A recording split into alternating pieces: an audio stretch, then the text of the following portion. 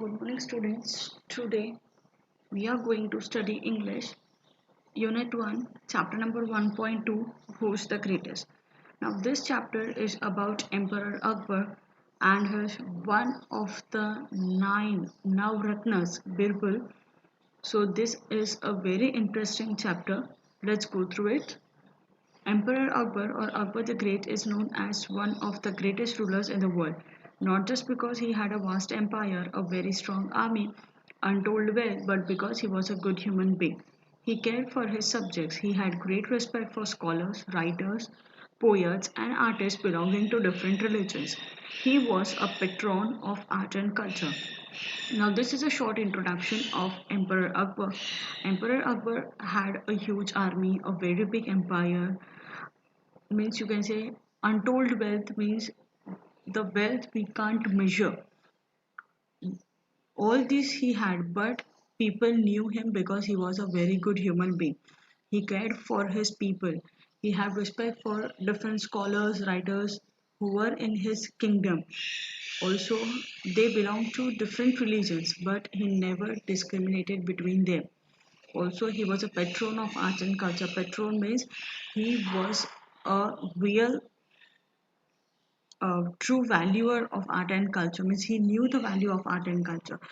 The nine gems or Navratnas in his court were famous. Many people believe that of this nine gems, Birbal was the closest to the emperor's heart. Akbar loved to pose interesting questions or problems in his court, and Birbal never failed to come up with an equally interesting answer. Now, in this nine gems, Navratnas, Birbal was a very intelligent person and he was very closest to the emperor's heart. Emperor used to love to pose him interesting questions and he used to give them the answers, and Birbal never failed in giving an interesting answers. We don't know whether all the Akbar and Birbal stories that we hear today have any basis in history. They have been handed down over generation mainly by word of mouth. Here are two of them.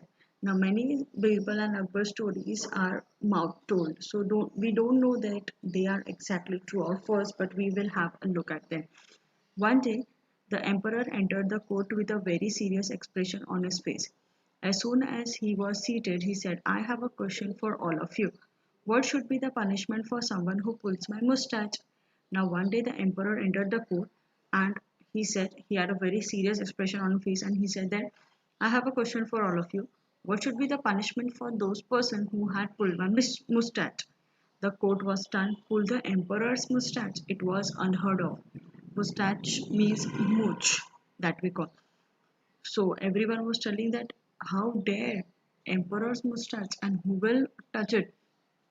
Flag him, give him 50 lashes of the whip, exclaimed one nobleman.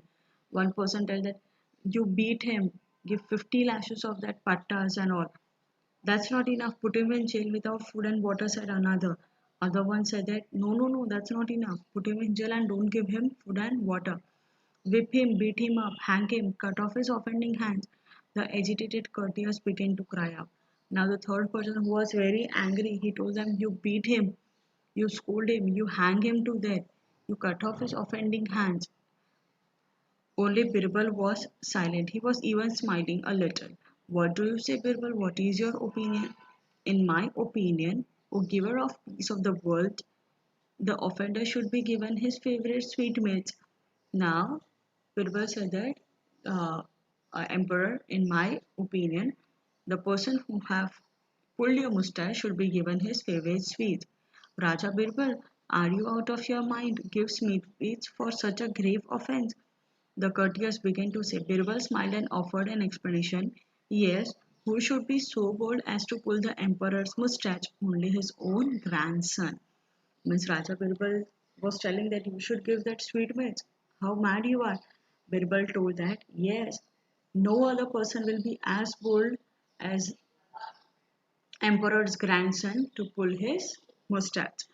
When Akbar heard this, he burst out laughing because that is exactly what had happened in the morning. So we can see that how Emperor Akbar and Birbal really understand each other. Now next, on another occasion, Akbar was relaxing with some of his courtiers. A few of them thought this was a good opportunity to shower praise on the emperor and get some favors from him.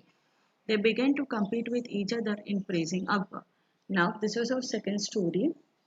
Akbar was sitting with some of his courtiers, and they thought that this is a good chance that we should praise Akbar that this and do, and so that he could give us some prize gift and all. So they try to compete with each other. You are the greatest of the kings. You are the greatest of the kings or emperors that ever lived on the earth. Means they all started that you are greatest of all kings. The other one told that you are the greatest of the kings and emperors that ever lived on the earth. The third one is telling that you are the greatest of all the people in heaven or earth. Means heaven or earth में जितने लोग हैं उनसे भी आप you are the greatest. Then fourth one is saying that you are as great as God Almighty. Now the fourth one has compared him to God. That you are as great as God. Now the fifth one told that you are greater than the God. Now he compared to the infinity that you are greater than God. Now Akbar was no fool. He did not care for false praise. He stopped the courtiers and asked, "Do you all believe so?" Now Akbar was not a fool. He understood that this all are false praise in him. So he told that, "Do you all believe that?" Yes, they answered in one voice. All right, then prove it to me. Tell me at least one thing that I can do, but God Almighty will not be able to do. Otherwise, you will all incur our royal displeasure. You will have till tomorrow morning to prove it. Then Akbar told, okay, then you tell me one thing that I can do and God cannot do. Otherwise, you will have to leave this kingdom and you have till morning time to prove it. Akbar then left the place without another look at the courtiers. They were in a proper fix. Now they got in a proper trouble. They thought and thought but could not think of any such thing. In the end, they went to Birbal. When Birbal heard their story, he told them not to worry.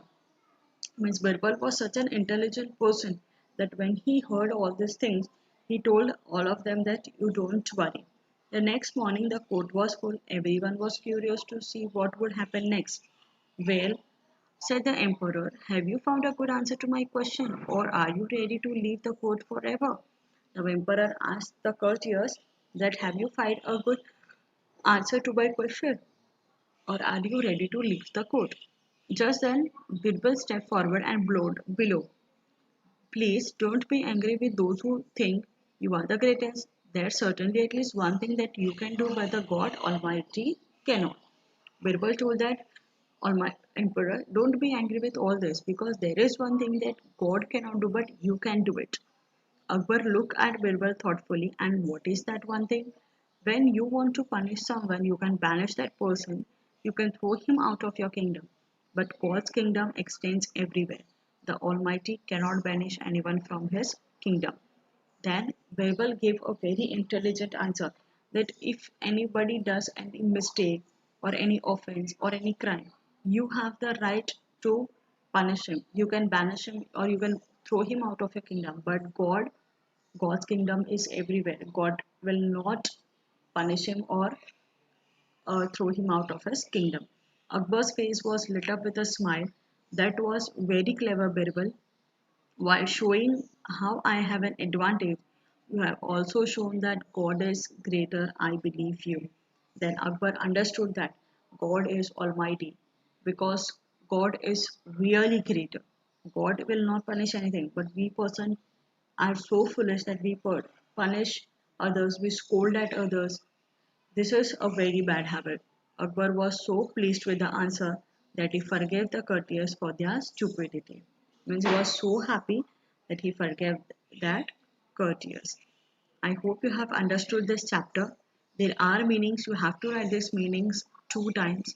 Also find 15 dictation words. 15 dictation words you have to write 2 times. And from the exercise, you have to do question number 2, question number 3, and question number 5. That's it. So I hope you have understood it. Complete your exercise properly and submit the homework in a very good handwriting.